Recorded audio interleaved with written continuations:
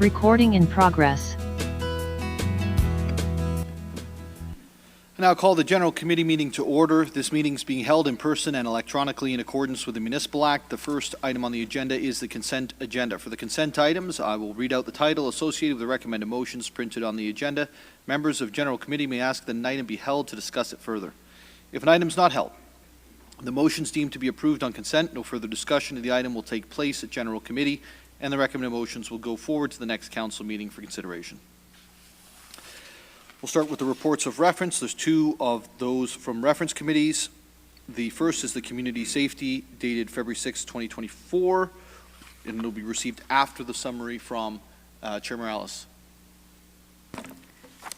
Thank you, Mayor Nuttall. On February 6th at 4 p.m., the Community Safety Committee met. Of the members of committee, all of them were present. And there were a couple of issues, localized issues, but the main discussion had to do regarding the presentation, Senate hearing, with the school boards that day in regard to school safety, drop-off, infrastructure design, kiss and rides, crossing guard programming, and other related activities related to safe traversing in their properties. And we had representatives from the Simcoe Catholic District School Board, Simcoe Catholic District School Board, as well as the Simcoe County District School Board. Both the directors of education and their senior staff were here. And then specifically, I believe items for discussions that went from the Mayor's Task Force and went through the process included short-term rentals, pool enclosure, investigation in Ward 2, as well as an infrastructure roadside safety measure in Ward 8. And that is about it. Thank you. I appreciate that. The Community Safety Committee is to be received. I will consider it received. We'll go on to the motions that are related to the Community Safety Committee. CSC 1, implementation of roadside safety measures along Hurst Drive for the vicinity of 42 Gables Way in Ward 8. It's approved on consent. Investigation of installing a crosswalk, Toronto and Park Streets, Ward 2. It's approved on consent. Pool enclosure fence. It's approved on consent. Short-term rentals. It's approved on consent. Review of sign bylaw. Approved on consent.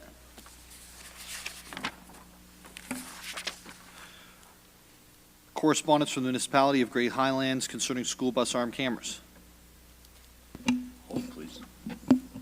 Held by Deputy Mayor Thompson. CSC 7, establishing consistent stakeholder invites.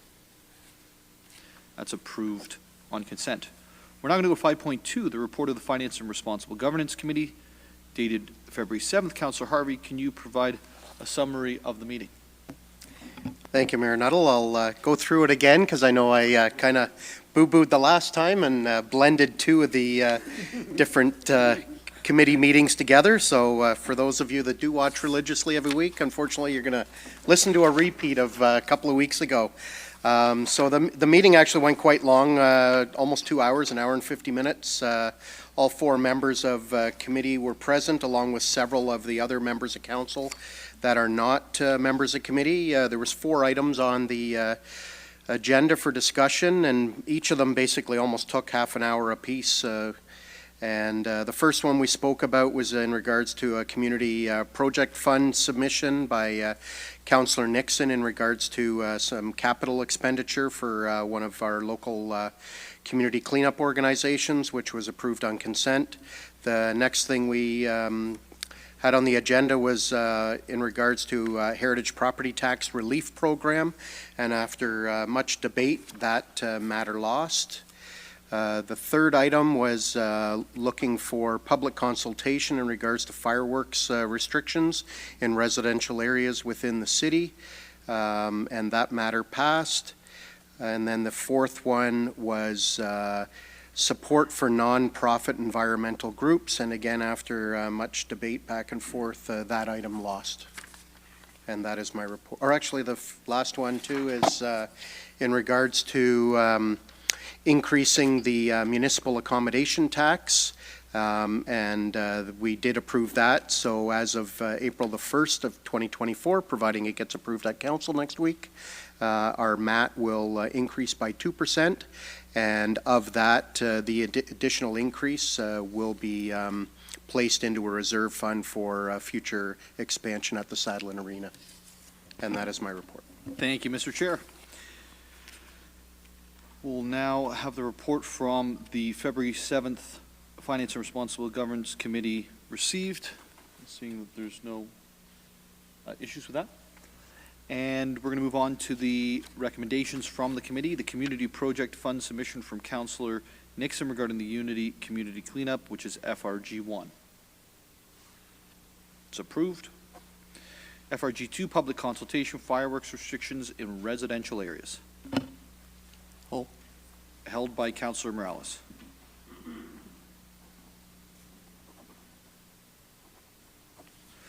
FRG3, Sadlon Arena Expansion. That's approved. We'll now go to staff reports for the evening. The first staff report is DEV 003-24, zoning bylaw amendment application for 290 Cundles Road East, Ward 3. That is approved on consent. Our next item is DEV 004-24, Innisfil Street and Marshall Street all-way stop. That's approved, and it's about time. DEV 005-24, all-way stop Cardinal Street and Hadden Crescent, easterly intersection, Ward 3. That's approved on consent. DEV 006-24, Mapleview Drve East, speed limit review, Wards 9 and 10. Hold, please. It's being held by Councillor Corser. DEV 007-24, Community Infrastructure and Housing Accelerator, CIHA, order for 175 and 199 Essa Road and 50 Wood Street, Ward 8. This is the old fairgrounds. Hold, please. That's held by Councillor Harris. Sorry.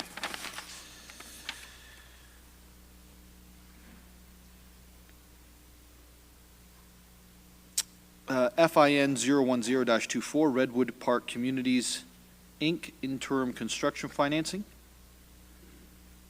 This is the final $1 million of the installments of $3 million in total that was approved by council, and that is approved on consent. INF 001-24, the Water Operations Branch 2023 Drinking Water Systems Report. Hold, please. Held by Deputy Mayor Thompson.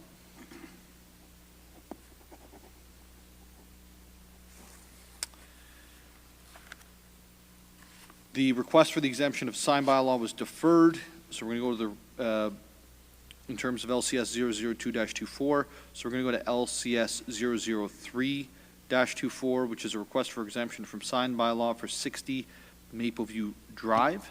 Hold, please. That's held by Councillor Harvey.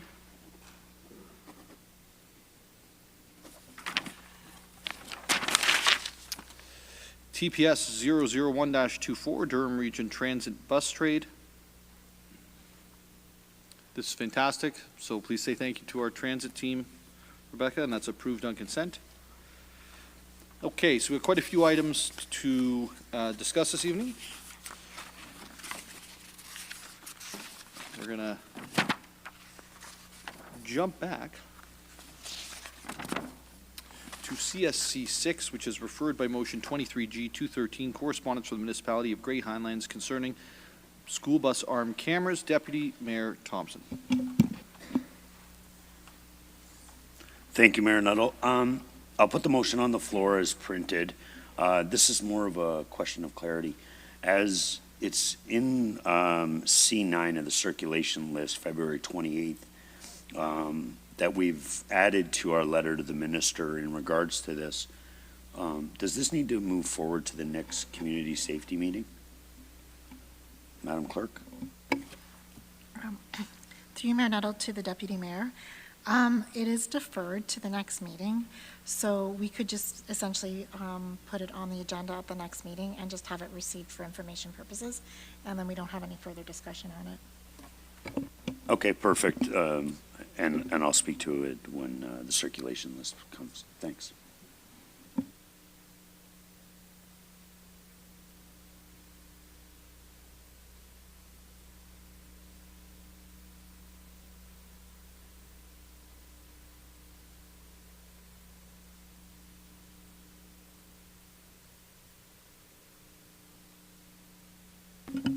I'm sorry, I did not have my microphone on.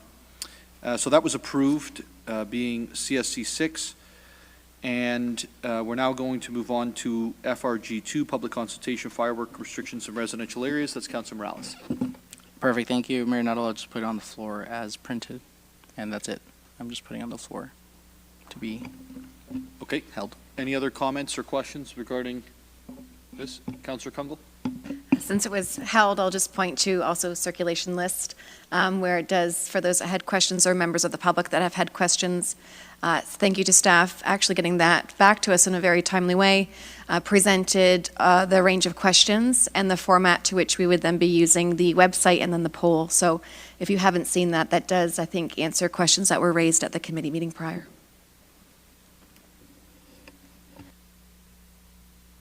Any other questions or comments? Councillor Harvey? Yeah, thank you, Mayor Nuttall. More of a comment, and I'm just basically going to reiterate some of my comments when this hit committee, because I still do struggle with this, because when you look at other municipalities, Brampton more specifically, because they were the most recent one that have tried to ban fireworks, and it's next to impossible to enforce things like that. So I'm not sure what we're going to try to accomplish with doing this and using some taxpayers' money to do it. So I again still struggle to support this public consultation, mainly because regardless of which way it comes out, let's say we do go the same way Brampton does and come out with a ban, they haven't been successful in enforcing it, so I don't see how we're going to be able to do something that a larger municipality hasn't been able to do. So those are just my comments. I just still struggle supporting this. Thank you, Councillor. Any other comments or questions? Councillor Cundles? Thank you. And perhaps just to add to the context more broadly, that it's, I see it as a broader view than just enforceability. For example, I have been approached around asking about why some holidays and not others. So when we, by any effect, list holidays, which we have, in our current bylaws, others feel like that could be inequitable because other cultures or holidays or even just anyone else left outside of that has to go through the city and pay for a permit to then use fireworks. So I think in general, if we're getting asked about fireworks at all, I think it's a broad city impact and deserves some consultation. And outside of that, then I think there's a nice aspect of this that ties into education. So enforcement, I think, is maybe one piece, but I think the other piece is, in general, how do we, regardless of, enforceability, those that will be law-abiding will be law-abiding. But I think there's also good opportunity to say, before we have other opinions, or if I'm going to represent resident interests as a ward councillor that have come forward, I would like to do that in a broader scope than just those that have contacted me directly. Thank you, Councillor Cundles. Any other questions or comments to Councillor Morales and then Councillor Harris? Somebody told. Now my iPad works. Thank you, Mayor Nuttall. I'm trying to just pull up an article based on what my colleague was saying. I wonder if I can get the article without that marketing. So thank you, Mayor Nuttall. The comments as to if there's an equity issue about some holidays or not, well, we're in this situation, Councillor Cundles, and I say this respectfully and objectively. It was your motion referred to by 2 media outlets on June 13th, 2021 that got us here. Before, there was no restrictions to just those limited holidays. And I'm pointing specifically to a CTV article that says it was your motion. I am going to give the benefit of the doubt. I'm sure staff will clarify. Staff help a lot with writing of motions. But it's the media themselves saying first tabled the motion at General Committee on June 7th and approved then. So what I'm getting at is, if those concerns exist, it doesn't necessarily make it better to move forward with even more of a ban. So I wanted to quickly point that out. June 12th, 2021, both reported by CTV News Barrie and Barrie Today in different articles, and I'm sure we obviously have our own documentation, but I won't be supporting this motion. I think I was clear at the committee meeting. What my colleagues have already said about enforceability and applicability and cost and intent, but what do you do when you get the results back? You get 50-50, what do you do? You get 80-20, what do you do? And you get 20-80, what do you do? And the people that take the time to do this, and whatever their personal view is not acted on, they're going to feel ignored and not heard. And then the people that weren't paying attention because they're busy working and doing things in their lives, and they say, okay, I now live in a city where, beside the city sanctioned ones, we can't let go of a firecracker on Canada Day. And I'm sorry, I said it before, so I'll say it again at this point, Mayor Nuttall, and I say this enthusiastically, but I know you always have your own personal immigrant story, but as an immigrant myself, whose parents brought them here, I can't in good conscience, for my residents, whether they tell me at 99% that they want a ban, I'm not going to pass a ban on fireworks to celebrate Canada Day or other similar holidays. So I think we live in a society where people just have to have prudent manners, talk to your neighbors, get to know your neighbors, have the confidence to go call out your neighbors when they need be, have tough conversations, and then let's just be better citizens to each other. Thank you, Councillor Morales. I'm going to go, sorry, Councillor Harris, then Councillor Riepma, then Councillor Cundles. Okay, thank you, Matt. I wasn't going to speak, but I just curious, and for clarity through you to Councillor Cundles, from your comment, I'm wondering, I want to clarify, are you open to the possibility of adding more days then? This is not likely to end up with more restriction, but actually make fireworks more available? Through you, Mayor Nuttall, to Councillor Harris, I want to be really clear. I'm not coming at this with a pro or con fireworks. What I'm putting forward to Council is that when we, and not just I, that got us here in 2021, voted as a majority of Council at minimum, this is something we decided. Since then, I've had engagement by others whenever there's a holiday since that time to kind of say why some but not others. I'm not coming forward with a motion that says further restrictions or taking a potential direction. What I am saying is I'm hearing there's a public interest. As a councillor, before I would take a position on this, I would love to make sure that there's a broader city consideration. And so if the feedback from the public is we want to move in a certain direction or not, I think that will inform conversations, not the what ifs or what about enforcement. I think we're living with the current state. We have an opportunity to do more education about it and then actually gauge, so we're not coming one off with a particular interest or direction. It's actually, we're giving the public an ability to have a voice rather than just myself representing members of those individuals that have come to me to said, can you bring a particular direction or consideration forward? Thank you, Councillor Cundles. Councillor Harris, you're good?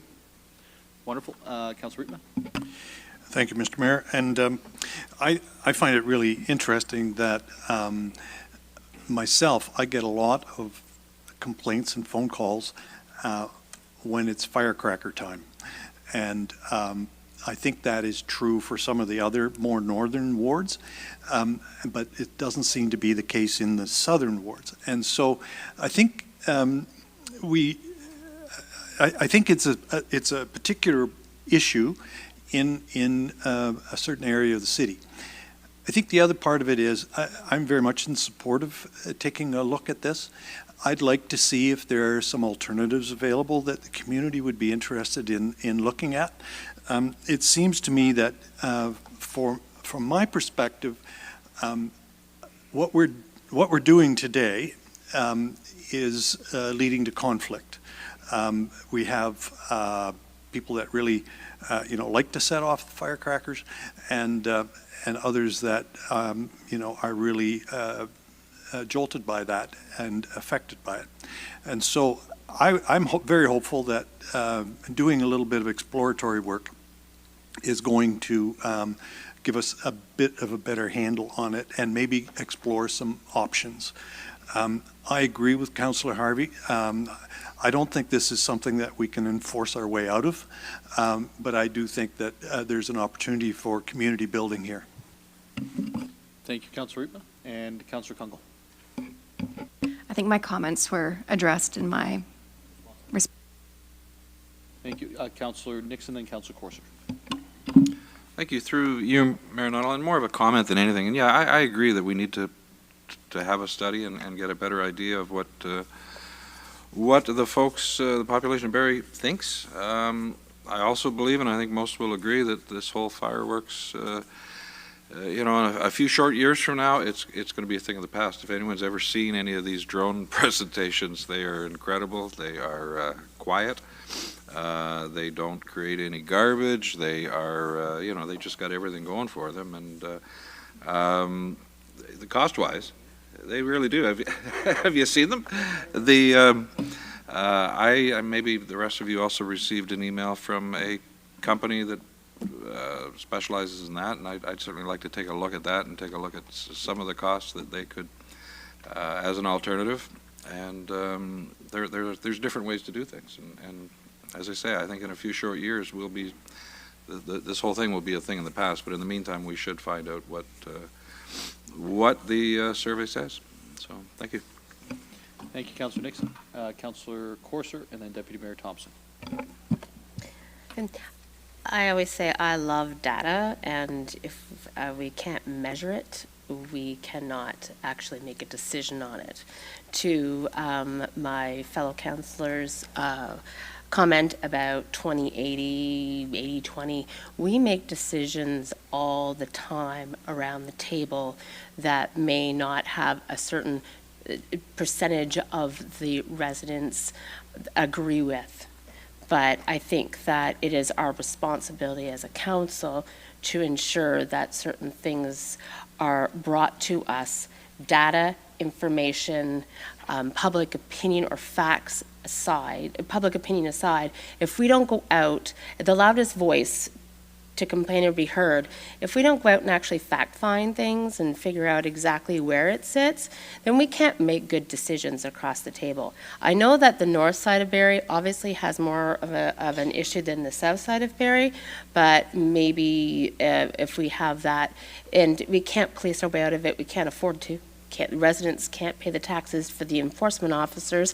Maybe we could actually have an educational component to this if we are finding there's a serious issue, but we don't know unless we find out. And I'm a huge fan of getting the facts before we make presumptions or decisions without it. And I absolutely support this going forward. Deputy Mayor Thompson. Thank you, Mayor Nuttall. So I agree with information and all that stuff. So if we take the information we have today, we have 36 complaints. I know councils say they get all kinds of calls and stuff. And we got to understand that doing stuff like this takes resources of staff.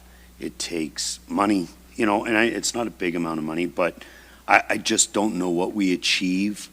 I think there's been an increase in fireworks due to certain holidays. And due to, they don't always fall on the weekends, and, they're late at night on a Monday, and people have got to go to work, and dogs and stuff. So I think the only thing is enforcement that is going to make people happy, which, to your point, Councillor Corser's point, we can't afford any more enforcement right now. We've already hired 4 new to have a proactive approach on some of the things property standards in some of our neighborhoods. So I just don't know if we achieve anything, and I think we're sending a false sense of hope that we're going to come out with a better outcome than we have today. And I know it's frustrating. I'm a dog owner, and my dogs hate fireworks, but it is what it is. And I understand that, there's not one of our firework days are religious. And I just think that a lot of the complaints have come due to that increase in cultures here. And I think I don't know. I don't believe that a review is going to solve anything. I think it's actually going to become a little more divisive, so I won't be supporting it. Councillor Corser. The conversation about the religious aspect or the multicultural aspect, I can just give some anecdotal phone calls I've received. One is a mother of an autistic child. Another one is a gentleman that's actually seen service. He is a veteran. These are people not that are complaining about these. And one of the comments was, if we could prepare, we could know ahead of time and maybe stay with family, or we could decide to leave town that weekend. They can prepare ahead to make their lives easier. And I know that to me, this is just an important thing. If we're getting, I know there's a heck of a lot more than 36 complaints that come through on my end when there is a rambunctious weekend. So I just would like to see the facts, like at least have this research done so we can make an informed decision. Because it's not just about, I believe it's not just about a concern about different cultures, or a concern about kids not sleeping, or the dog barking. There's some serious issues, especially as we get more multicultural and people come from other places. They come to our city, and then there are impacts of where maybe their home was not safe before, and having that kind of impact on their lives now. We need to be able to at least give them some type of tool to use to ensure that they are prepared for such things. So I think that we need to really look at the facts before we make decisions on this. Councillor, what I'm actually hearing from you is that you'd like an information campaign, maybe describing the times of year. Maybe it gets added into our calendar that we send out, or different information so that individuals in the community can be prepared. I guess my question is, what does the poll do for that? And I'm now migrating on my own position here, but what does the poll do to inform the public? It informs us of where people's thoughts and concerns are at, but it doesn't inform the public that you're describing. So that's not what we're voting on tonight. We're voting on the poll, not the information to the public. And I kind of 100% I'm where you're at, which is more information is always good, preparation's good, understanding what days are significant in different communities is good.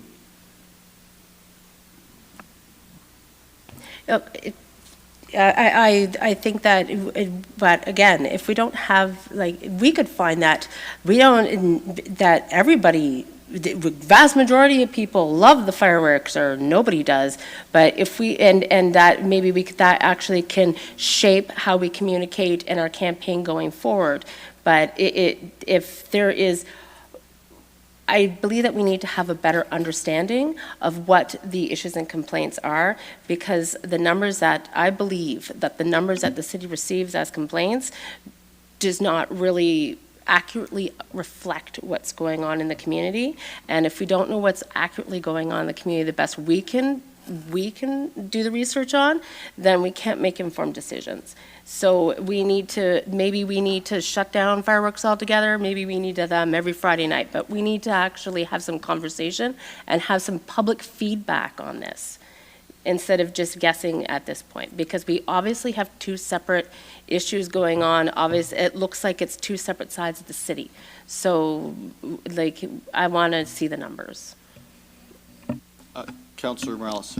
Thank you, Mayor Nuttall. And I'll just preface my comments by saying none of the comments I'm about to say are being sarcastic. I'm just making notes and listening to my colleagues.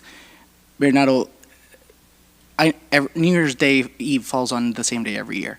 I think there's an expectation that most, if not all of these holidays, while it might be a third week of the month, maybe the date might change a bit, but for some of these, it's either the same date or the same time. So people know when these holidays are falling on. I also know that our staff have done a really good job in communications Those holidays are on the on our printed calendars. I know that now we get notifications for putting out garbage. So at 7 p.m. the day before your garbage day in your zone, we get notifications on sometimes on, for example, on specific unique things happening in our centers. So I trust that we have the capacity to address Councillor Corser's point in that. But again, New Year's Eve falls on the same day every year. As for community building, I only bring this up because Councillor Rima brought it up, and again, I'm not being sarcastic on any of the points. I agree with Deputy Mayor Thompson. This is the opposite of community building. And if it's a matter of opinion, take it from one of your visible minority colleagues. This is going to be a mess. Maybe you don't feel it that way, but just take it. I don't speak for everybody, but take it from one of your colleagues. That's what I'm here for. It's going to be a mess. The other thing is, because another one of my colleagues said, this is not about someone's personal idea. This is about residents coming to her and saying, bring it forward. We have the ability to bring it forward, and we respect that, and we have the ability to say no. I said to two of my residents, one that's watches council every single week and is a leader in her community, you can get a 15-story building. And I said that to her. I didn't dog whistle. I didn't read between the lines. I didn't just let her do her piece. I flat out said it. That was not fun to do, but it's tough. And in my perspective, for me, it was the right thing to do. So we do have the ability to say no to residents bringing items forward. I do agree with Councillor Rima about it being more of an issue in the North End. Councillor Rima, I live in your ward, and I hear them all the time around these holidays. Absolutely agree with you on that, and there being a bit of a divide. However, and maybe not everybody can do this, and it's tough to tell people they should do this, right? But I know to close my windows those days if I don't like it. Sometimes my neighbors have chimeneas, bonfires, let's be honest, not chimeneas. I don't mind. If I feel like smelling that day, I'll keep them open. If not, I'll close them. Also, sometimes I sleep with earplugs. They're incredibly effective. Now, slippery slope when you have to start telling people to go get your little ones and make sure they have earplugs. I understand that. But there are mitigation factors, and I would hate for people to feel like they have to go spend $300 in a hotel room for the weekend. But the final point that I want to address that was brought up is this survey isn't a fact-finding mission. It's an opinion-finding mission. That is very clear. We will be better equipped with the residents we represent's opinions, but let's not represent this as a fact-finding mission. And that is very clear. Otherwise, we were elected to represent. If we want to do a referendum on this, like, I don't know, maybe Councillor Cundles, because you were the motion, I don't know how you'd feel about maybe attaching other unique issues that are controversial. Should we ban chimeneas? Should we approve or flat out say no to backyard hens? Not in buildingbarrie.ca, that's a very niche one. Let's put money behind this. Let's have our comms department attach backyard hens and then just go based off, and chimeneas and other issues. But at the end of the day, we were elected to make decisions, and while it's important to listen to our residents via referendum, it's a complex issue to start governing that way. I also note that since Brampton has gone first, and Brampton has had issues about enforceability, and we have it, but it doesn't work. I talked to Mayor Patrick Brown just last week, and he has not gotten follow-ups from this council. I said it a couple weeks ago. It was not a gotcha moment. It was, do you have his cell phone number? And what I mean by that is you can speak to him directly. You don't wait 3 days calling offices. And can you get comments from there? And the reality is it's a complex issue, and I think our staff are really busy with other issues. And like, I would just loop back to the comment I said, staff are very innovative with the phone app about giving notifications about garbage days and other specific notices. So I do think for a good comment from Councillor Corser about notification, not everybody knows when Diwali is, right? You kind of just find out, but when you start hearing the fireworks, that might be an easy, practical solution. Thank you, Mayor Nuttall. Thank you. Councillor Negussi. Thank you, Mayor Nuttall. What we aim to achieve from this motion is really unclear. Let's say the public consultation or feedback or opinion conclude that no firework in our city. Can we ban all of them, that including Canada Day, Victoria Day, or New Year? I don't think. And I reach out to some of our Ward 6 residents. What they said is just it's a wastage of time and money. And in the last 14 months, I have received just one email. It makes it very difficult for me to support this motion due to lack of clarity. Thank you. Councillor Cundles. Thank you. Maybe I'll address a couple of things. One, while I appreciate what the City of Brampton has done, what happens in Brampton doesn't necessarily reflect the interests of the City of Barrie residents. So while I'm being advised by a fellow councillor or being asked about who I've contacted and when and why haven't I made a phone call, I would say I've been very clear about my interests being, I'm aware of other municipalities across Ontario that have had different restrictions. What I'm caring about in this, because I didn't come with a specific motion, is it's a citywide impact, it's a citywide bylaw. It isn't a resident-specific Ward 3 situation. We have a responsibility, if we're being asked, I believe, I have a responsibility to kind of consider the voice of my residents and what they're asking. Residents that reach out to me are broader than Ward 3 residents. So on a bylaw, I'll always bring it to council. If you don't like it, by all means, of course, vote it down, vote however you feel. But I think to belabor it, I would just say, I appreciate staff coming back with something we've asked direction for. In the circulation list, there are questions there that I think are fantastic because even around getting this information, there are aspects there that ask about your current knowledge of the bylaw, that ask about your perceptions of enforcement, that can actually shape a communication strategy. This is not to be directive. This is actually to say, do we first care about a broader voice of residents in the City of Barrie, not any other municipality first?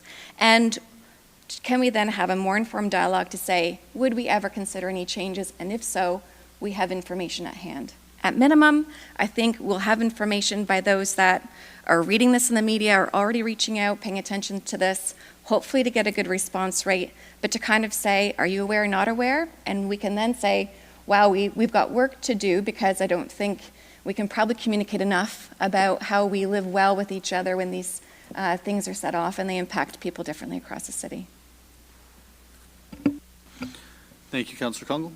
Any other questions or comments? Seeing none, I'll just remind members of council, I think that this is not about religious holidays or traditionally religious holidays or new holidays, old holidays. It's about, from where I sit, which is a dad having his daughter run into his bedroom in the middle of the night scared, it's actually about individuals. Doesn't matter if it's Victoria Day, doesn't matter if it's New Year's, and it doesn't matter if it's any holiday, quite frankly, Canada Day or anything else, who are being disrespectful to their neighbors and disrespectful to the city. And, if a resident came to me about this and said, 9 p.m. or 10 p.m. or 11 p.m. on New Year's Eve, I probably wouldn't listen, but they came to me and said 4 a.m. on New Year's Eve, or I guess New Year's Day at that point, I'd probably listen. So the conversation has been very broad, but I just want to remind everyone to hone it in on the issue we're actually hearing is individuals who are not being respectful of their neighbors. So I'll call the vote. All of those in favor of FRG 2? 4. All those against? We have 6. It fails.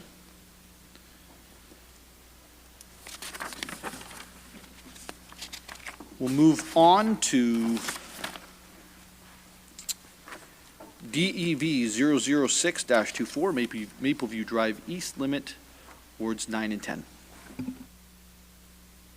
Councillor Corsa, this is yours.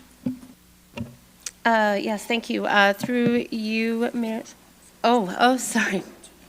I'd like to put the motion on the floor, please. The floor is yours. Thank you. Through you, Mayor Nuttall, I guess I just want some more clarity on what we're doing here. So I guess through you to Ms. Banfield. So we're extending a piece of, sorry, my mind's still on the last discussion. We're expanding between Mapleview Drve East to Highway 400. We're expanding 60 zone. We're changing part of it from 50 to 60. Sorry, I'm looking over there. Is that what is, we're making more in an urban, partially residential area, we're raising a speed limit?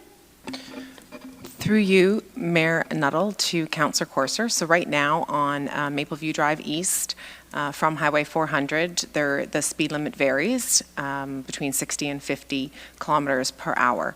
The recommendation, and it's based on some work that was requested by Councillor Morales. We hired a consultant to look at that speed limit, and the recommendation from the consultant, and therefore the staff recommendation, is to have a consistent speed limit from Highway 400 on Mapleview Drve East to the East City limit. So rather than have the variations between 60, 50, 60, the recommendation is to have it as 60 kilometers per hour from Highway 400 to the East City limit. Thank you. Again, to follow up, why wouldn't it be lowered to 50 as opposed to the whole area as opposed to raised to 60? What was the rationale on that?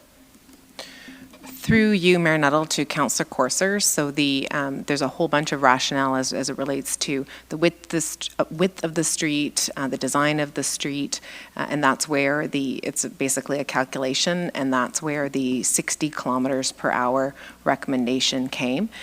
Certainly, there's elements of having spine infrastructure, if you will, with a higher speed limit than 50. If you recall, it's 50 across the city. So the idea is to have some spine infrastructure that's got a higher speed limit, and hopefully that will actually reduce travel on local roads, because you can go 60 kilometers on Mapleview versus weaving your way through local roads.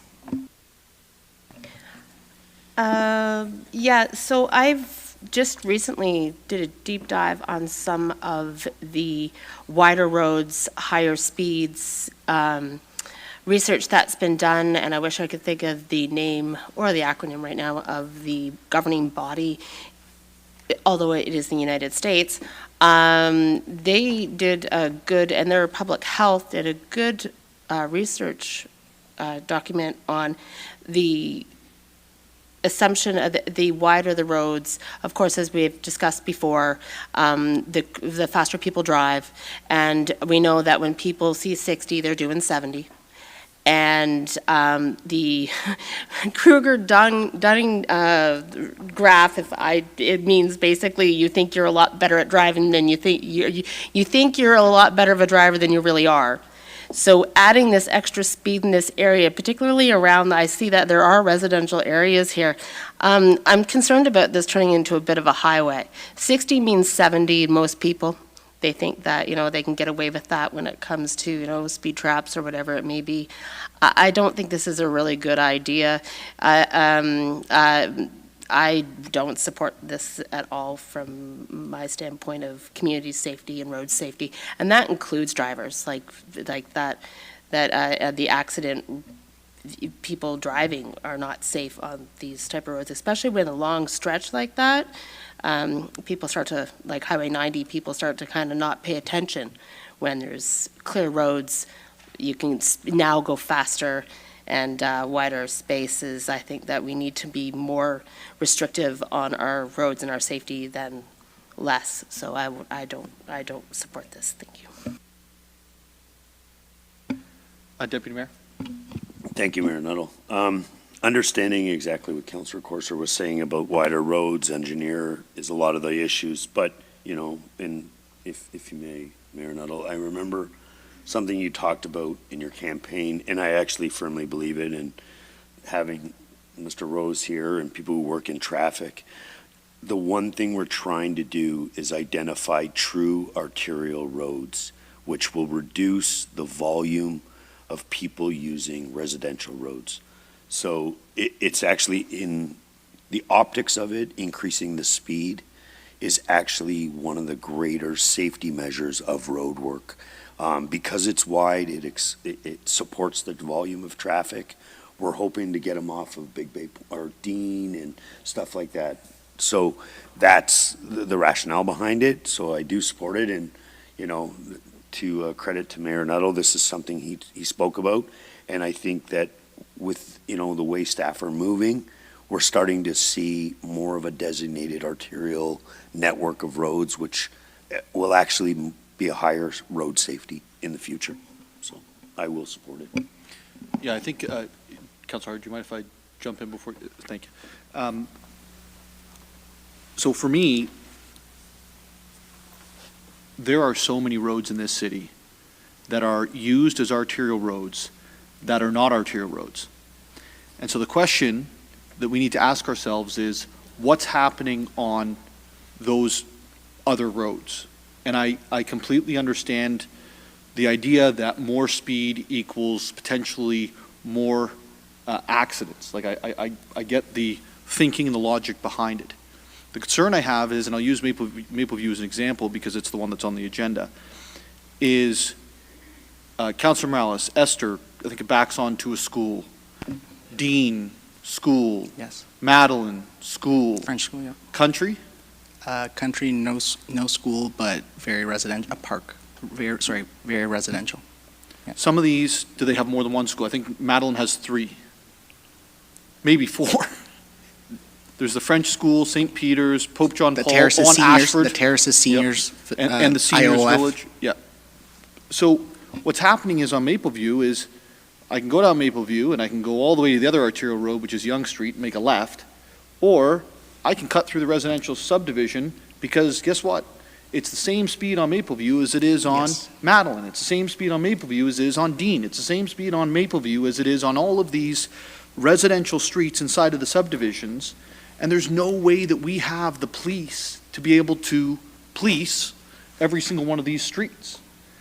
And it's a scary thing come 3:30, 4 o'clock. People are coming home from, you know, maybe it's Toronto, maybe it's work here. At the same time, you've got kids pouring out of school.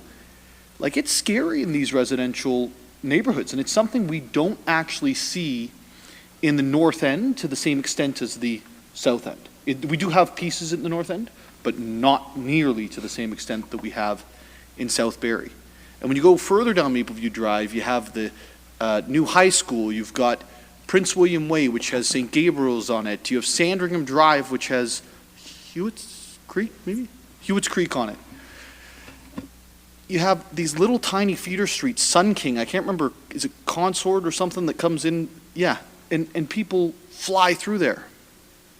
And it's because they don't, it's faster when all the roads are the same speeds and we don't have those designated arterials. So I think we've got to be, you know, careful, and I look forward to seeing the data come back a year from now. Like, I'd like to see it come back showing, is there an increase in accidents on Mapleview Drive? Have we seen a reduction in incidents on the other side streets? Because that'll be important for us to be able to determine whether this is something that we should be looking at in other parts of the city. And inevitably, like anything else, there's winners and there's losers. And if you live on Mapleview Drive, it's going to be a more difficult thing. But if your kid's walking home from any of those schools over there, it's going to be a much safer thing. So that, just to expand on what Deputy Mayor Thompson was saying. So Councillor Harvey, I'll go to you, and then Councillor Morales. Yeah, thank you, Mayor Nuttall. Actually, you kind of hit the nail on the head there with your comments about trying to make sure that people aren't diverting and trying to take shortcuts through residential areas. And what staff are recommending is exactly what we have on Mapleview Drive West. It's 60 kilometers right through the whole stretch. Whereas like right now near Bayview by the Sadlon Arena, it's a really wide open stretch. And if you sat there with a radar gun, I haphazard defined the odd car that might be close to 50, because when you have wider main arterial roads like that, you want to, automatically you think, before even looking at a sign, people automatically think this is a 60, because actually since the Harvey Road Bridge opened up, I've actually had complaints that why the heck is this area 50? Same type of thing. It's a 5-lane road. It's really wide open, and it's actually, you really got to watch to try and stay doing 50, you almost need to lock the cruise control in because you're on such a wide, now obviously as Have you you get been pulled further over down. yet? Pardon me? Have you been pulled over? No. I knew that was coming. But obviously, once you get further down Big Bay, where now you're into a school zone, you've got a lot of driveways and stuff, then obviously it really makes sense to have it decrease down to 50 in that area. So what staff are recommending makes total sense, and I'll be quite honest with you, is probably why I don't have those issues of people cutting up Marcellus and across Mapleton to try and avoid either Mapleview or Essa Road, because they don't have to worry about all these changes in speed limits. Now, obviously, Essa is another one too that, like right now, it's 50, but I've had people phone me, and it's once, I guess the rest of the construction happens many years down the road to get it south of Mapleview and stuff, that maybe then staff will have to revisit what the appropriate speed on that road is. But as the area changes and these older homes with all the driveways get bought up and you see new development, that all of a sudden 10 driveways turns into one driveway because you have townhouse complexes and such forth being built. We have to change as the area is being built up and changes also, or realistically people are just going to end up speeding even worse than if you were to have an appropriate speed for the size of the road. So those are my comments, and I definitely will support this recommendation. Councillor Morales. Thank you, Mayor Nuttall. I was going to try to stay quiet on this one, the way I tried to stay quiet on the previous one, but I'm not to be consistent and fair to Councillor Rima. I've said in the past I'll be consistent. I was firm with him when a previous thing on Mapleview came up, so to be fair, Councillor Rima, I'm going to be firm on this one. Monday at 5:08 p.m., I sent this report, because it was public, to a resident. He's an engineer in my ward. The one who I say is on Joseph and has a pool. And yeah. Yes, repealing all the past bylaws that has 60 kilometers in some areas and 50 in others is good, and making it 60 kilometers from Highway 400 to the ECD limit is good. A uniform speed limit should help with those that choose to speed within 50 kilometer zones to make up for lost time. Hopefully this drops the average speed along Mapleview Drve East. Thank you. There's no guarantees in there. He didn't stamp it with his engineering thing. Again, I'd love to see the data. But when you psychologically don't feel like you have to make up time because you were slowed down, it makes a difference. And I'm just going to be blunt on this one. And this is to everybody, nobody in particular. Read the report. It's in there. Staff was very clear that inconsistent speeds along an arterial, as Deputy Mayor Thomas said, designed to move traffic, not to have driveways, and specifically my stretch was a very unique thing. So many times I bugged Bala about this. I'm like, wait a second, so it's 60 to my left and 60 to my right, and I'm 50, and I only have 27 homes on Mapleview. Those 27 people matter, and when they call me, I will have the tough conversation. But I have to look at the fact that that road got some of the most infrastructure money over the last 9 years to widen it, and we're keeping it at 50? And, you know, it's not about two people were mad about getting a ticket, so I'm going to change entire policy. I actually tried to be sensitive about this. This came up in the summer of 2022, and I almost sat there when I sent this to a couple residents. I'm like, I'm not proud. It took me like a year and a half to change the speed. But, Mayor Nuttall, and I'll highlight this, I actually tried to be really prudent with this. At first, I thought it was just a matter of telling staff and they'd do it without motions. That wasn't the case, and I respect that.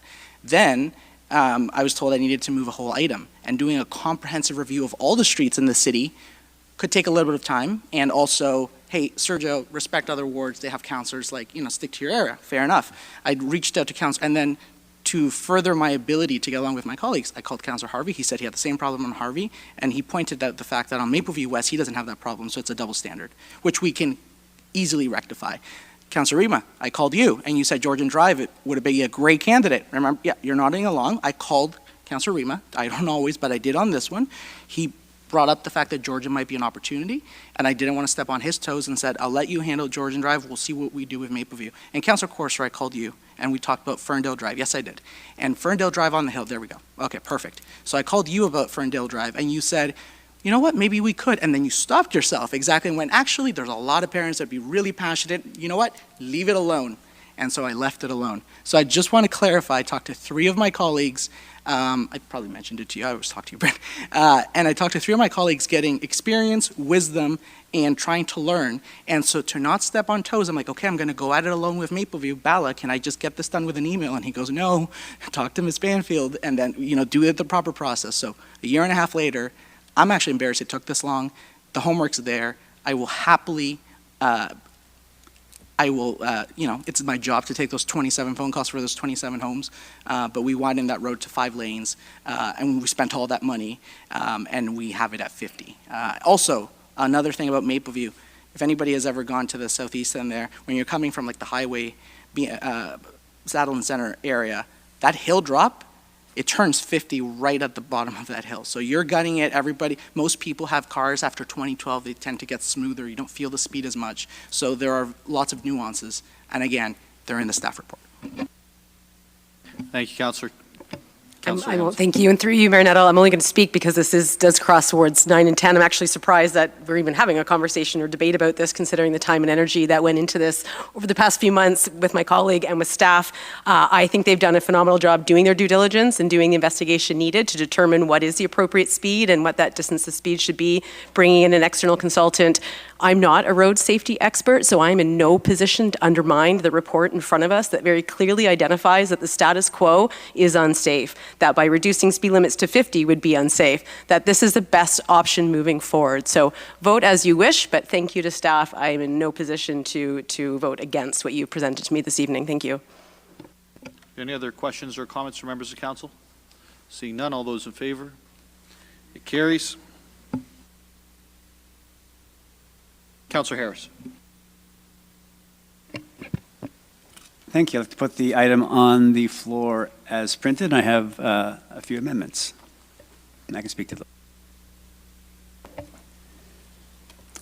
So the first amendment... Sorry, Councillor Harris, just before you do, for members of the public, because I see a few here on this subject, and I just want to make sure that they know this is what's coming on or paying attention. This is with regards to the Fairgrounds 175, 199, essa, and 50 Wood Street.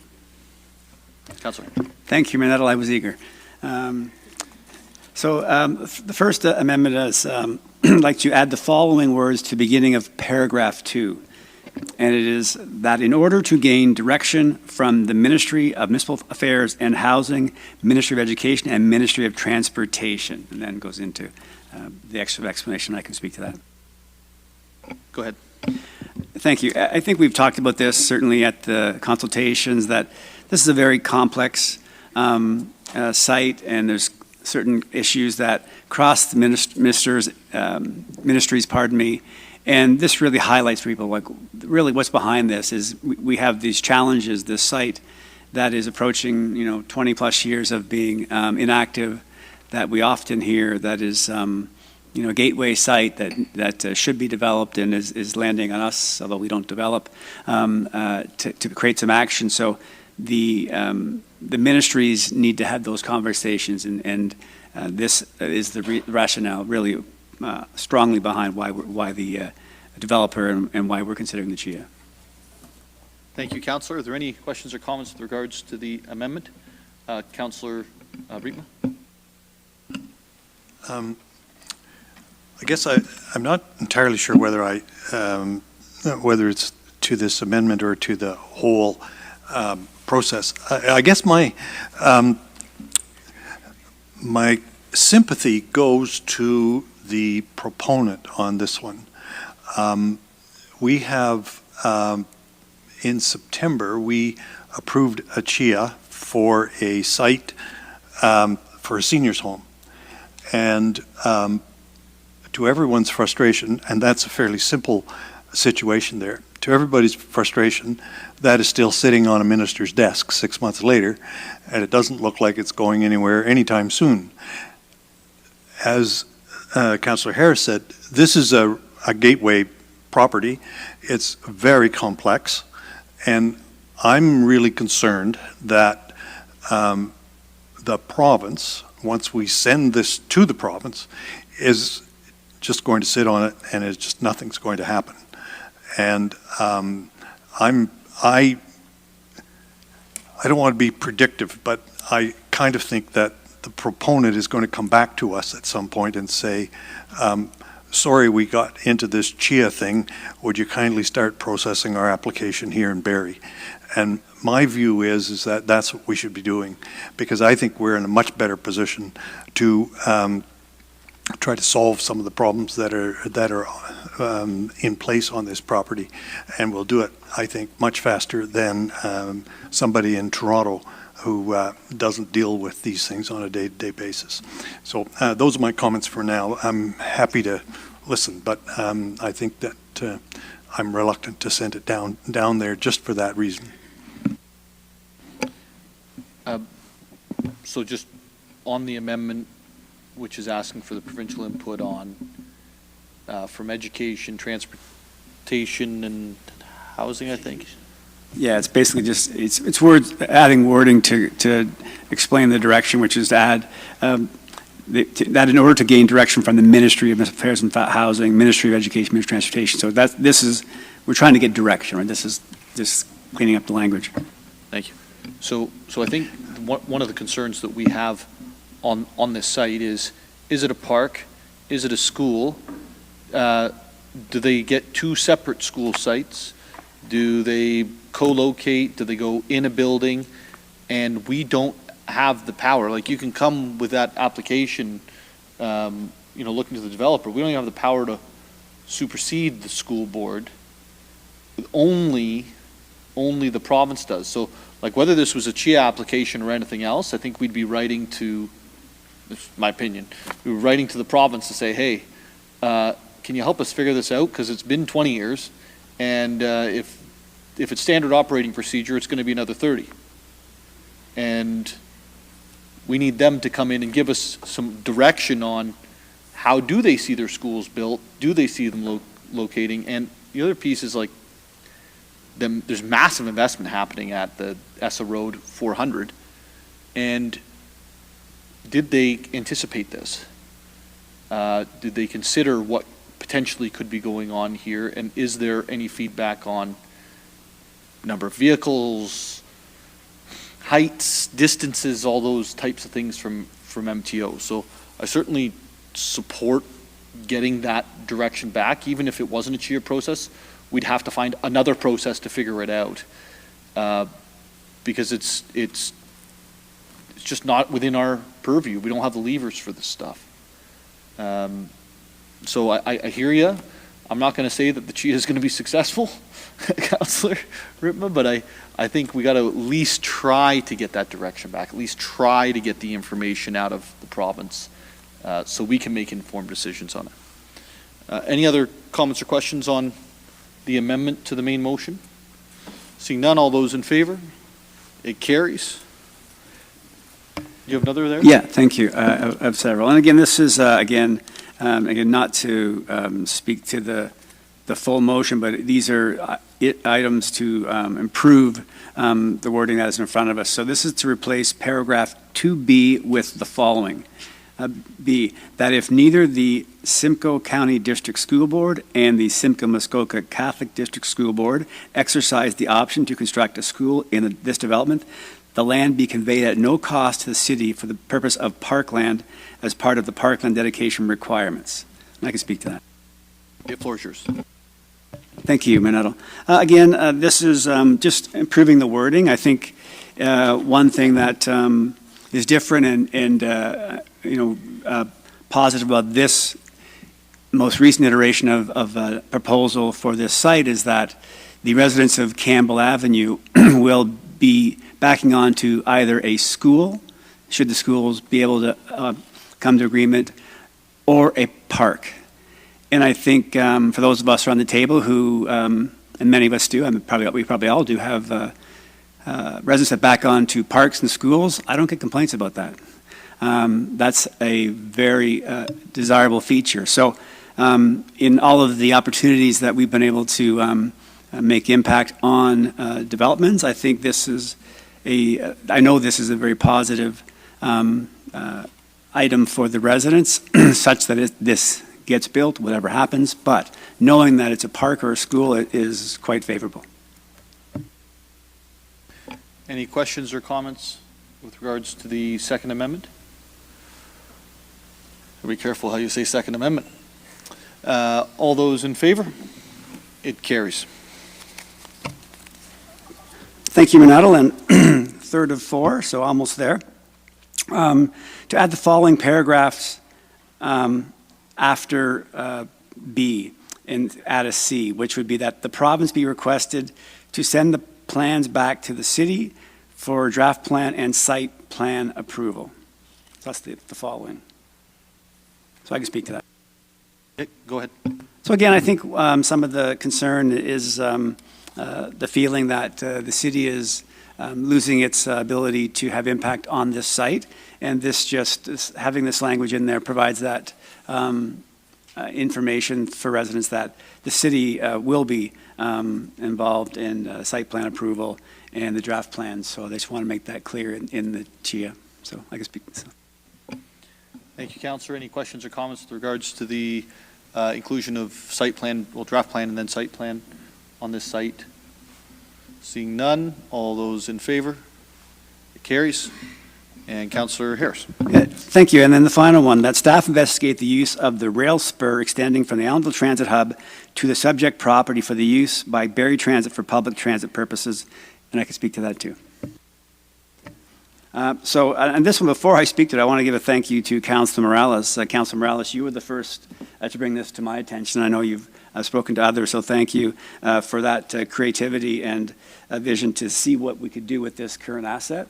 And I think, again, with some of the challenges that have been presented in the, what will be discussion, connecting this should it be able to happen, connecting rail to be able to make it really easy to get to the new, as residents know, the Allendale Transit Hub is currently looking like a construction site, so we're finally going to get that new transit hub. And so being able to really easily, efficiently, and effectively get from this site to that site would be really exciting, and then maybe create some new interesting potential opportunities for moving people around our city. And I know, again, those of you who are here, I see some of you who were here that night, Mr. Craig Bush talked about other ideas for moving people around our city, but this is an interesting opportunity, and I think that it would be very wise to pursue this and see what it can bring.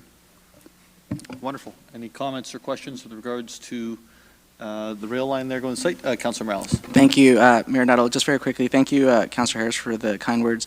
I wouldn't have thought to notice this if it wasn't for Ms. James Reed, and I don't think she knows how she helped on this one. Ms. James Reed, you forward us those Ontario press releases from the government. Legislation they're thinking of doing, they are doing, they did overnight, and on this one, they're thinking of doing. I wish this one had been done. They're going to introduce legislation that allows some municipalities to essentially charge kind of like a BIA fee. That's the best way to explain it. In regions where transit-oriented density makes sense, to build new GO stations or to repair existing ones and bring them to capacity. That's not the case here, but it got the gears turning about an existing track. I brought it to your attention, and you were like, really? And then the next time I spoke to you again, you're like, okay, it makes a little more sense than last time. And so I know, Councillor Harris, you've been working hard on this file. And all I did was just kind of notice it. What I do want to give a shout out to, and Ms. McAlpin I had a 2-hour discussion with you about this idea, plus a couple other related.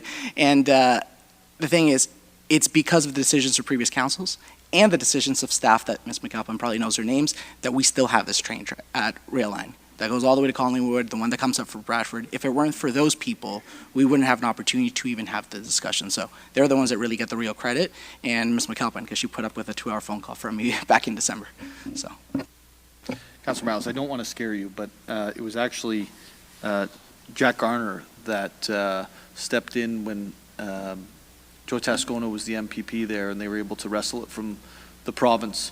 I know how much of a fan he was of yours and mine, but he did a very, very good credit where credit's due, right? So, yeah, that's right. Yeah.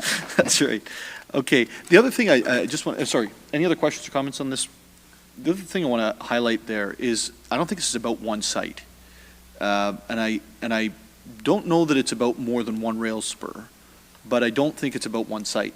If you look at this rail spur that goes out to the old fairgrounds and then goes down to the GO train station, the previous council approved 2 20-something story buildings, I think, at the corner of Jacobs Terrace and Essa Road, or no, Innisfil Street, sorry. And we approved this council beside that, I think, Mr. Banfield, was it 24 and 27 or something like that? Yeah. And so I don't think it's about one site. I think we're seeing these along the rail spur, these properties being turned into very large villages, quite frankly, with the amount of people that are going to be in and out of them. And if we're going to take a serious look on how to deal with the traffic on Essa Road and how to deal with the new traffic over, let's say, Bradford Street, Innisfil Street, Tiffin Street, this is one other option that will hopefully have a positive impact on that, and I think create some really good opportunities for these approved buildings to have a great business case to be built, which is what we're always trying to do. Is, I think earlier I was watching a video that we're going to put on later, 14,600 some odd approved units that need to be built, and hopefully small things like this can have a long-term impact, but in the short term get the business case in place to be able to be built. So I'm a huge supporter of this.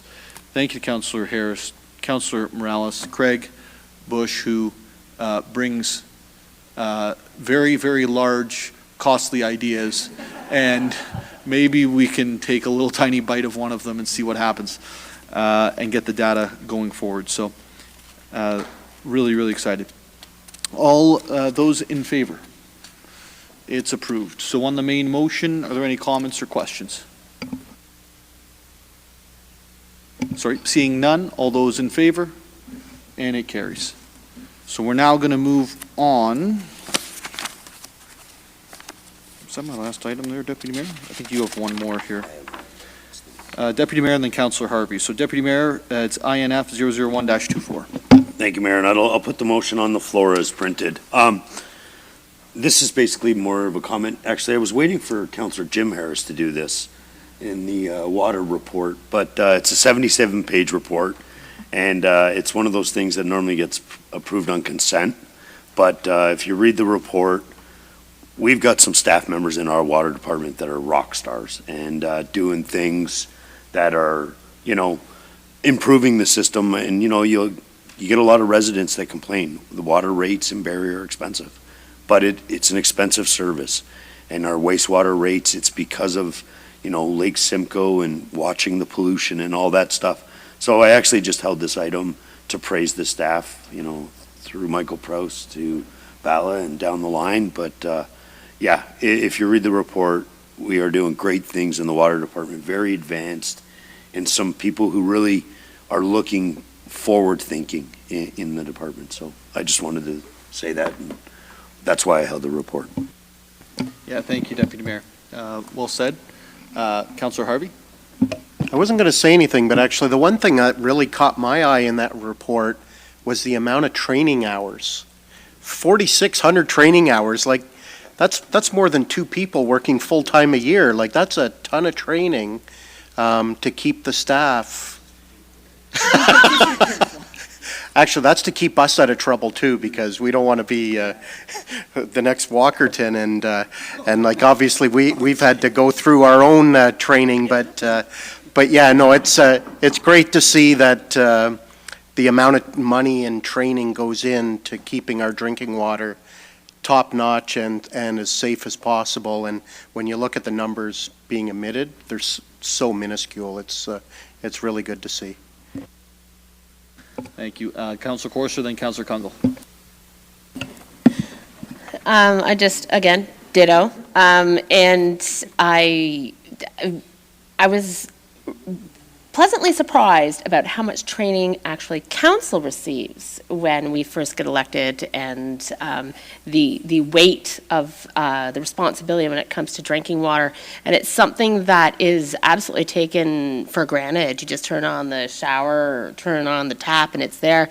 But the amount of the complaints that I get about water being this or that, and I love when I receive something so I can actually start bragging about our water in our city and the work and the forward thinking and the science and everything that goes into it. And it's just incredible. So yeah, staff's awesome.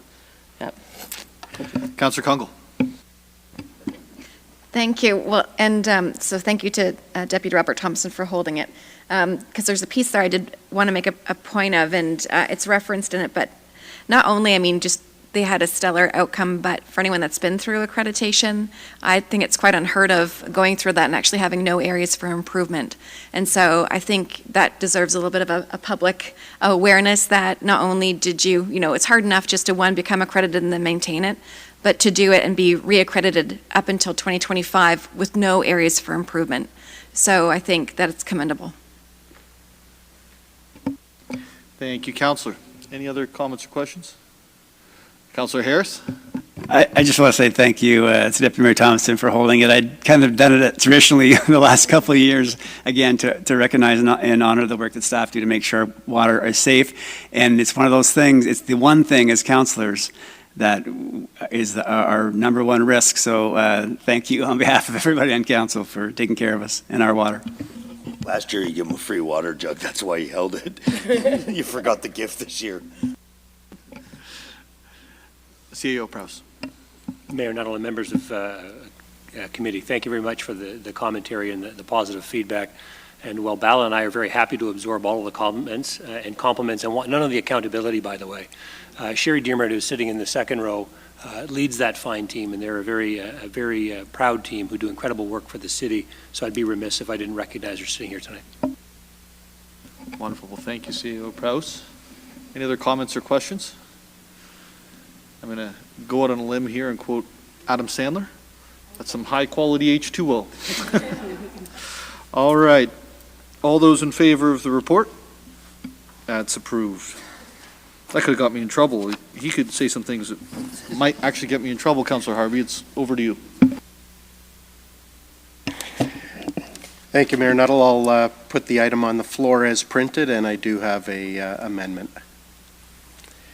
To replace Section 1 with the following wording.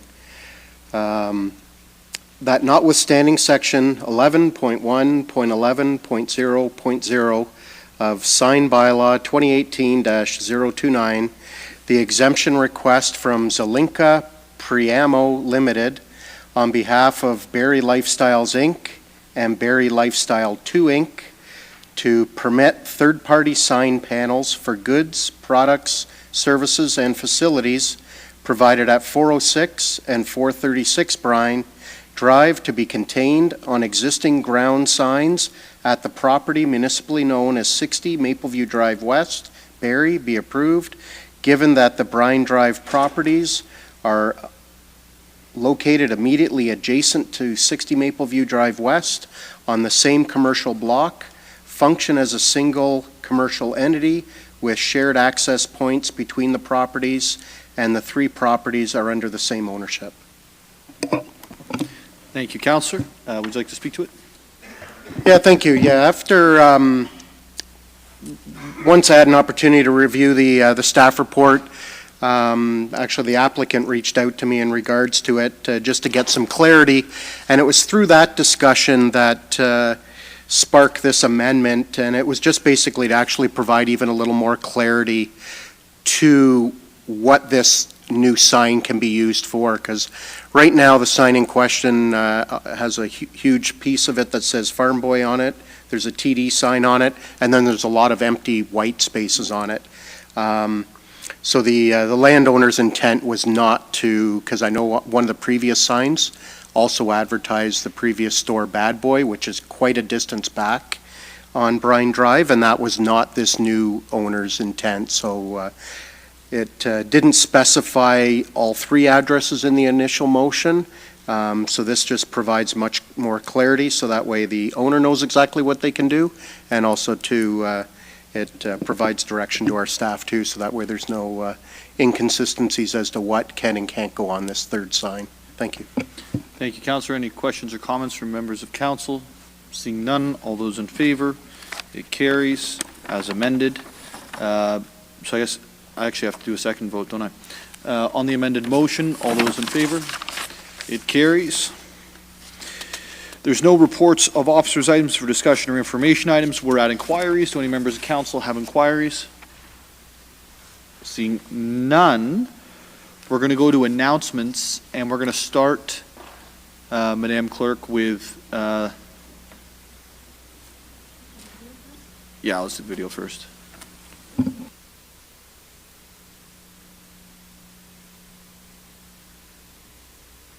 Barrie is one of Canada's fastest growing municipalities and is expected to grow to 300,000 people by 2051. To manage growth and to ensure services and facilities keep pace, the city has a vision and strategy for growth management and is committed to doing our part to get more homes built faster. Barrie is working to grow its housing options, to increase housing supply, and to ensure we have sufficient infrastructure to support growth. In February 2023, the City of Barrie pledged the Ontario Ministry of Municipal Affairs and Housing to facilitate the construction of 23,000 housing units by 2031. By the end of last year, the city had issued planning approvals for 14,641 housing units. We are well on our way to reaching our target as long as the market cooperates. Last year, the city had 1,809 housing starts, which exceeded the target of 1,687. We're finding ways to not just reduce the cost of housing, but how to afford living in Barrie and providing good quality of life for all residents. The city needs to assure we have options for people across the housing spectrum, for those looking for their first home, to seniors who may be looking to downsize. We're clearly leading the way for housing starts here in Barrie, and we are committed to creating more affordable housing to meet demand. Speaking of those 1,809 housing starts we had last year, we helped by making it easy for builders to apply and get building permits to get shovels in the ground. Here's Tricia Harrison, Building Project Coordinator at the City of Barrie, to explain. As Mayor Nuttall said, we're committed to moving Barrie forward and getting new housing built. How do we do this here in Building Services? The city has an online tool called Apply. Apply stands for Applications, Permits, Licenses, and Inspections. Apply saves time, money, and paper for residents, businesses, and the city. For builders, we offer the Certified Model Program, which is a custom in-house solution that's unique to Barrie. It accommodates mass applications from builders constructing subdivisions, making it an efficient and streamlined process. Through our automated system Apply, we can let applicants know when their building permit application is accepted, if there are outstanding fees, and when the permit is issued. It's so easy, just click and check. In 2023, we saw the creation of 1,809 dwelling units or housing starts. A housing start means that construction has begun on a new house or multi-unit building, and a footing inspection has been scheduled. Barrie was named the overall best municipality across the GTA for getting new housing developments approved in both 2020 and in 2022. In addition, the city earned best-in-class scores for comprehensive, helpful information provided on barrie.ca, and we're always looking for more ways to improve and to continue to enhance our services. Safe, accessible, and sustainable buildings are critical to making Barrie a great city. Building permits and inspections help ensure building standards and life safety requirements are met while meeting our housing targets. The City of Barrie is making it easy to get new homes built faster. We have prioritized and welcomed growth and development and invested in a robust infrastructure plan. We're supporting growth and the building of additional homes to achieve housing targets. Barrie's leading the way in finding housing solutions while also ensuring we have high-paying job opportunities for our residents. We're committed to building a city where everyone can find affordable homes to purchase or rent, alongside fulfilling careers with a focus on true community building for now and into the future. To view updates on Barrie's building and planning targets and to learn more about how Barrie is leading the province in housing stats, visit barrie.ca/building progress. Some great actors in that film.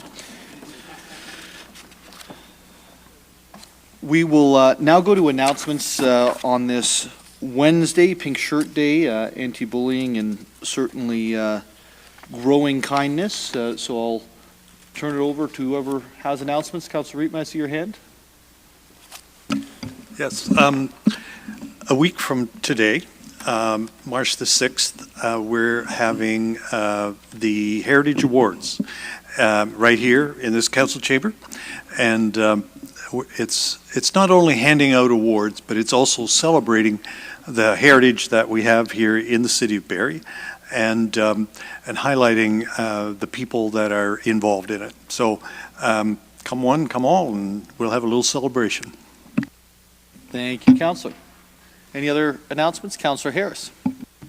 Thank you, Mayor. You mentioned Pink Shirt Day, and so this gives me a chance to explain why I was sitting here roasting with a shirt over my dress shirt today, but it is obviously in respect for Pink Shirt Day, which I think many people know by now was started back in 2007 by two young grade 12 students in Nova Scotia, and David Shepard and Travis Price, to give them credit.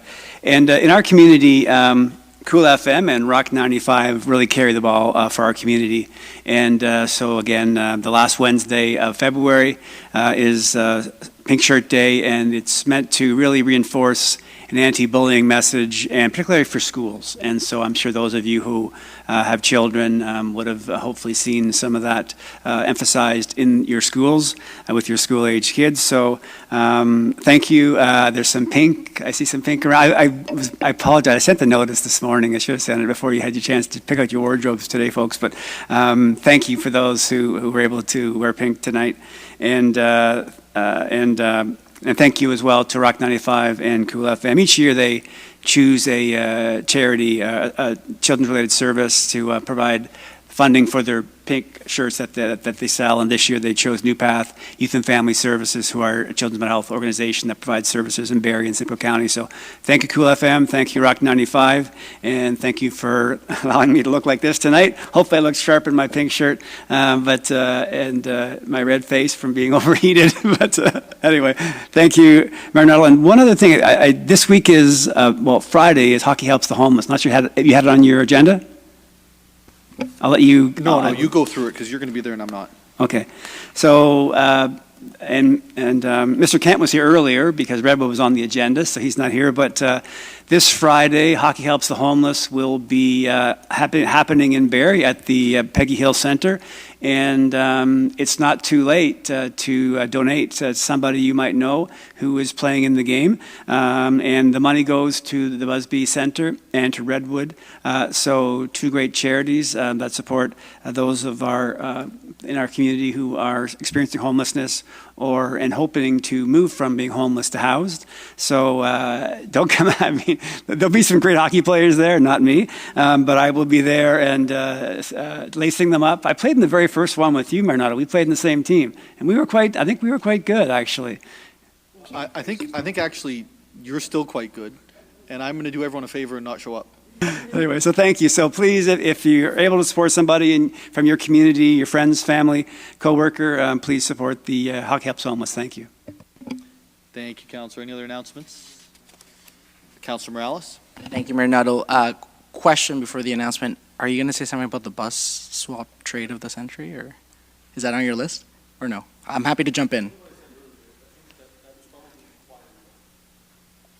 Yours was in car. I'm going to hype it up a little bit because they deserve it. Okay, thank you, Mayor Nuttall. To my general committee colleagues, if we pass this at council, again, things can change. The staff report we passed earlier regarding the Durham Regional Transit bus trade. Ms. James Reed, I'm critical with comments sometimes, but praise is due when praise is due. For the members of the public or the media, Durham Regional Transit had a fire. They lost a lot of buses. They're going to have to wait too long. It's affecting their service and their residents who need it the most. And they put a call out to say, hey, do any cities have buses you can sell us on the cheap, essentially, or that you're close to decommissioning? And we had 3 of those buses, 2013. I don't know the mileage, but 2013. And in return, we're getting 3 smaller buses, the mini buses, that are 2020s. It helps them because they get to fill the gap for residents who are truly affected and impacted by this. We win because, enough said, we're getting 2020 buses and they're getting 2013, and all the parties inspected it and are happy with the deal. Why am I highlighting this? Like the water example, but this one is so innovative. How many times did we all hear at the doors, we're tired of seeing big buses empty, why don't you get smaller ones and more efficient? we just did that. Like, that's huge, and that's innovation from our staff. There was no motion at council. It's them listening to what's going on with other municipalities. And I've been critical in the past of us, staff, not taking risks, not being innovative enough. So here is me owning my words, Ms. James Reed, and saying this is an incredible innovation piece, incredible risk-taking in a good way. And if it doesn't work out, you can blame me. But this is exactly what we need to see. And what I love is that Durham Regional Transit is benefiting from this. Otherwise, they would have had to wait over how many months here, an unacceptable amount of time as I'm trying to pull it up here. So kudos to staff on this. And this is, as the staff report says, it'll be very interesting to see, and I know these can be used everywhere, but for the transit on demand that's coming up in areas that are going to lose a bit of a bus route, and transit on demand, which is the future, and it's a tough conversation, these make a lot more sense on transit on demand. So we're ahead on this. So kudos, Ms. James Reed, if you want to give any closing comments or clarify anything I said. Thank you. Through you, Mayor Nuttall, to Councillor Morales. Thank you for the shout out and to highlight that. We're certainly very excited about this, and we're excited that General Committee endorsed this.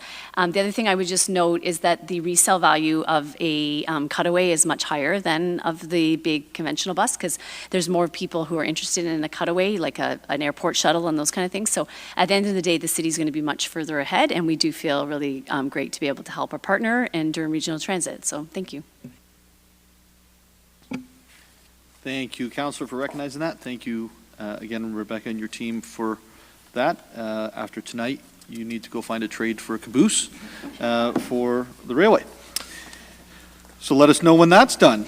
I'm just kidding. So we've got a few announcements here. I'd like to proclaim March as Amyloidosis Awareness Month and It Starts Month.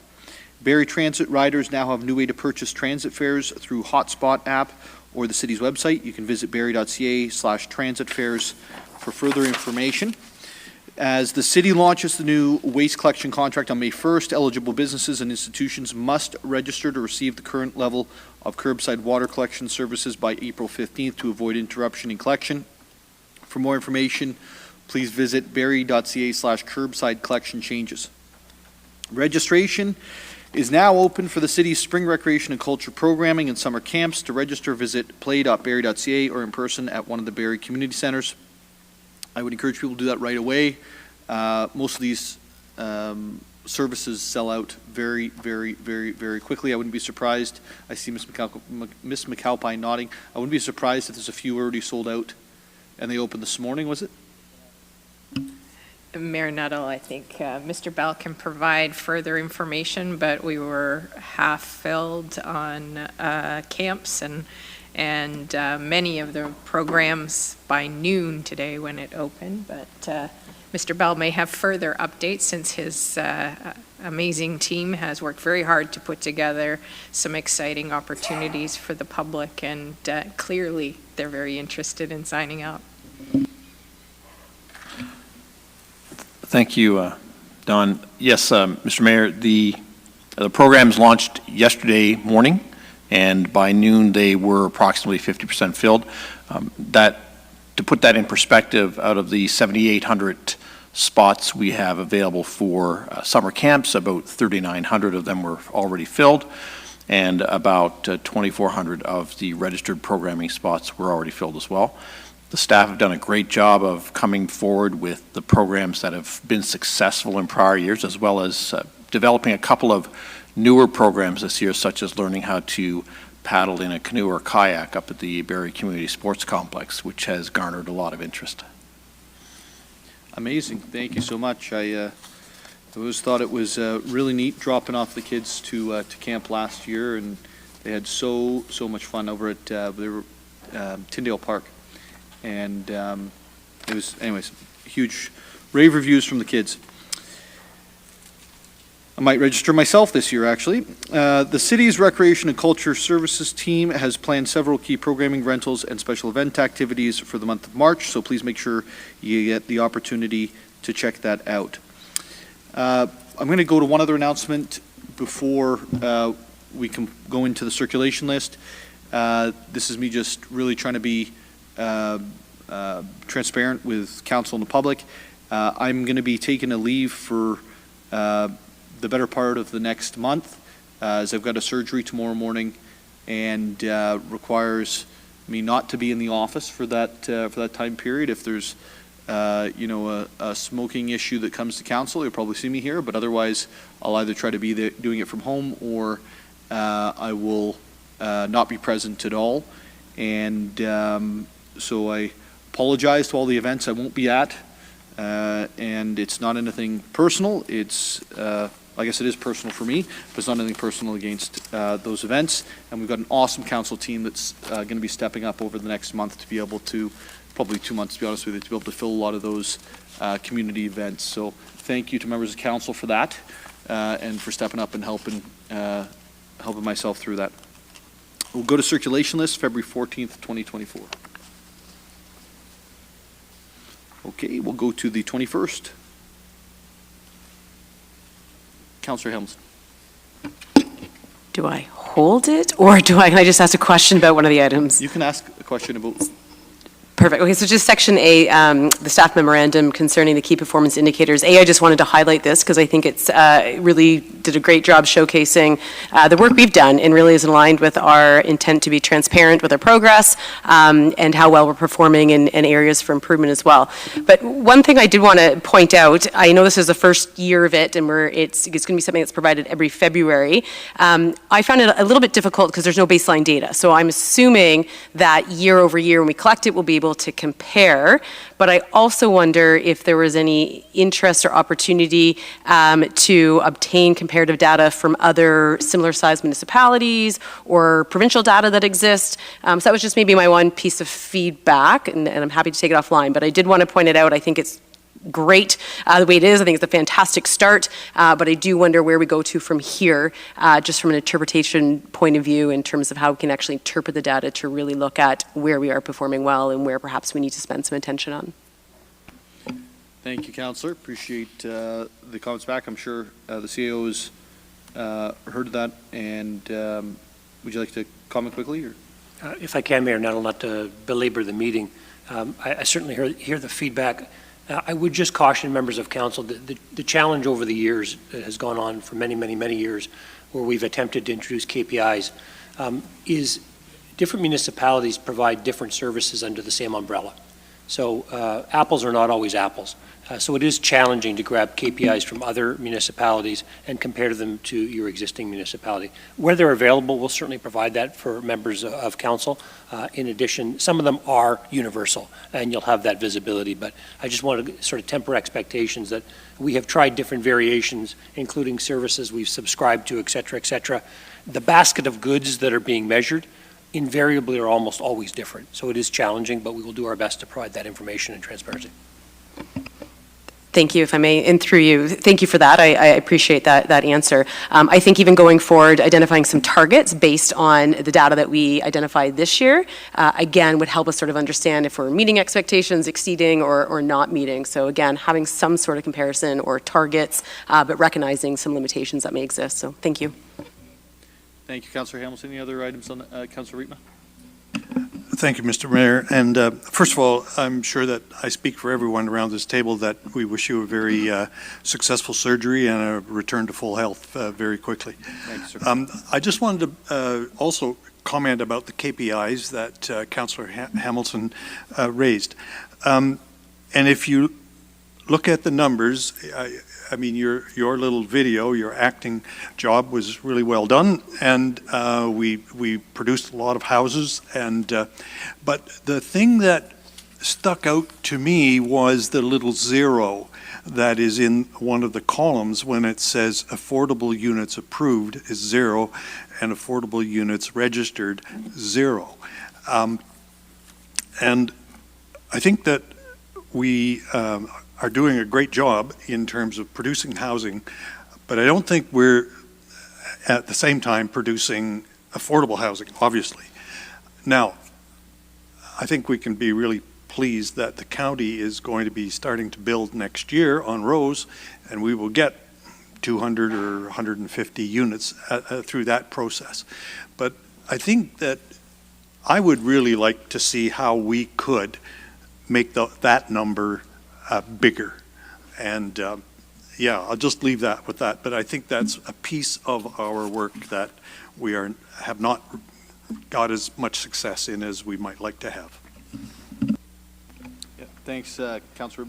I'm hearing if on this one, maybe if we can have it referred to finance and responsible governance, because I think there is some things to bite into. You know, you mentioned one, but really, if Councillor Hamilton's looking to set expectations on what it looks like, if you're looking for to delve into the conversation of where the misses are and where the big successes were, then let's do that at that committee, because I think that's the proper committee. So, Councillor Corsa, do you want to refer it there? That's exactly what I was doing. Perfect. Well, you've done it now. All those in favor? Carries. Any other items on the 21st of, sorry. Okay, and now we're going to move to the 28th of February. Any other? I'm going to start with Councillor Cundles and then go to Deputy Mayor Thompson.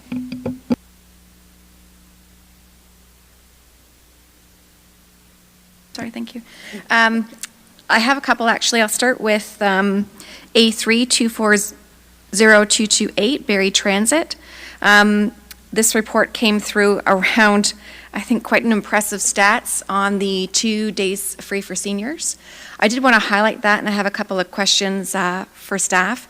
But from what I'm seeing in that report, we're seeing within 6 months of this year, starting June 1st, I believe, to end of year, already surpassing by far, I think, 170,000 transit rides with seniors versus 140 perhaps in pre-pandemic.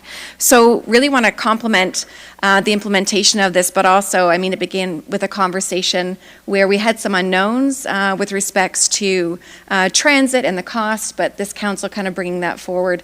And I think some of it came from last term's Seniors Advisory Council that came forward then through Councillor Nagusi. So I'd love to know, although I don't think we have a lot of data, I know there was deliberate conversations around picking the Tuesday and Thursday of the week, but didn't know if this information would come back with a recommendation in the future around expanding it, and or if we're seeing ridership in particular areas or particular routes of the city.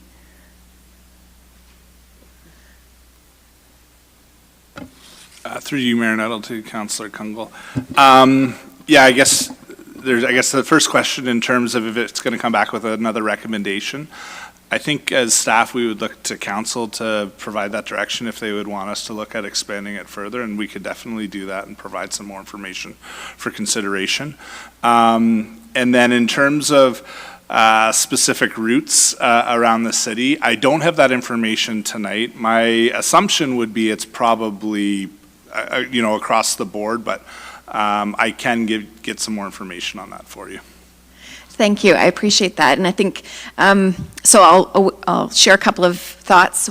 One, would love to know if there could be consideration for, if that report's not on the next Seniors and Accessibility Committee agenda in the future, would love to know the perceptions of this and how they feel about it, and if they've got a particular view on future steps of this. Do you want to refer it to one of the... I can.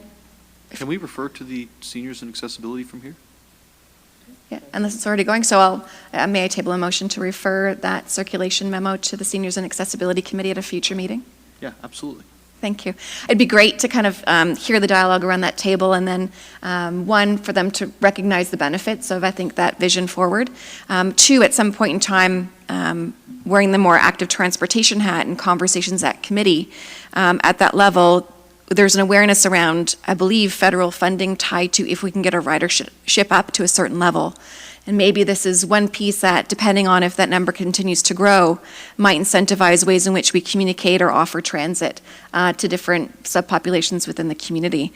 I know students have been an area of conversation. I've also had conversations with other individuals. I think individuals maybe from a sight impairment or sight impairment also might be getting a reduced rate or free transit. I'm not sure, but would love if there is an opportune time when more data comes back, whether that's driven through committee or staff, to want to understand where else we could look at this, but how we can also see if it fits into how we drive transit rates that might tie to future funding. And that's been a topic of conversation, active transportation, and really wanting to see our transit on demand is still a piece that I know I'm communicating with seniors a lot about, that they're getting comfortable with maybe coming outside the norm of what routes they're used to versus what's new and available that can shorten their transit time with an expedited route. So my compliments to staff.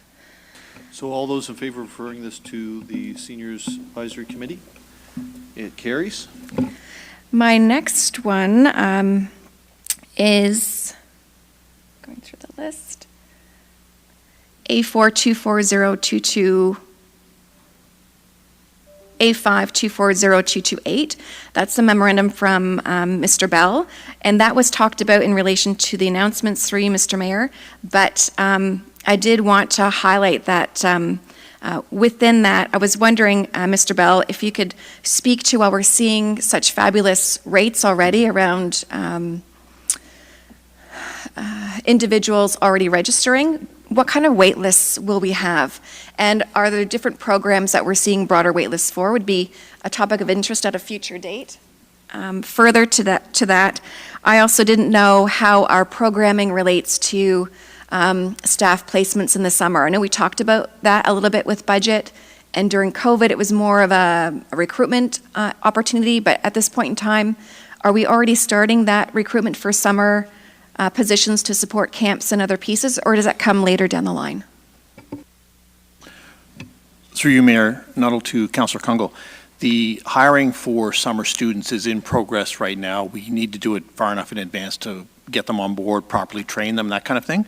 We do have wait lists that have already started for some of the programs that are full, and staff do a phenomenal job of trying to address those wait lists by calling people as spots come up. They do often register for some programs and then wait list for their preferred times and days. And we did a great job during this past fall and winter of placing as many people as we could, and our goal is to do the same thing for summer camps.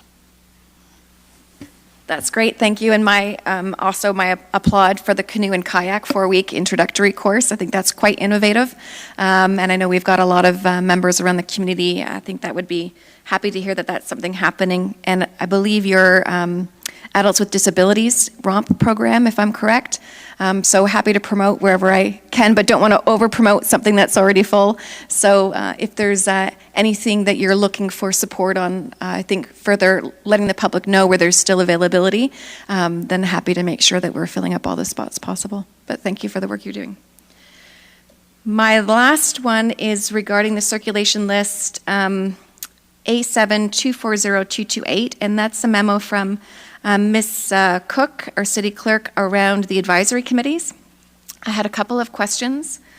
Thank you for the extensive review on that, and I wanted just to check to make sure.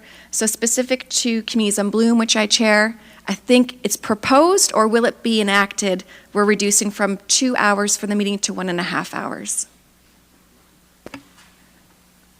Through you, Mayor Nuttall, to Councillor Cundles, that's something we would be reviewing with the committee chairs on the timing of the meetings and trying to balance out those agendas.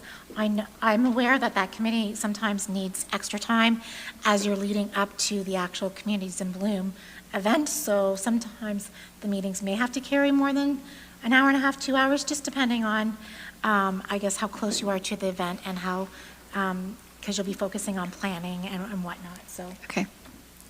Thank you. I wasn't sure how that was being communicated. I appreciate that. I don't have any concerns with that recommendation, and I appreciate your awareness of kind of we get busier as we get closer to that July judges visit.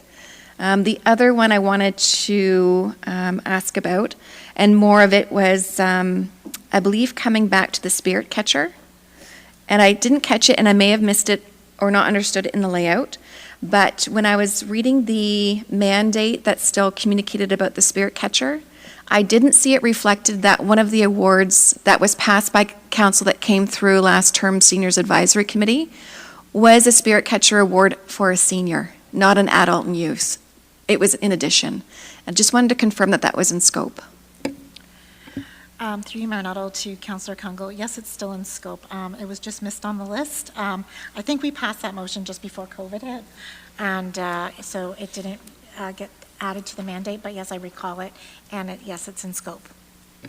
Thank you for that. And then just for a point of note, while the mandate is accurate for the active transportation sustainability, sustainability is quite a broad conversation. So for those that are interested, and that was probably one of the most individuals I've ever seen apply to a committee that I had awareness to.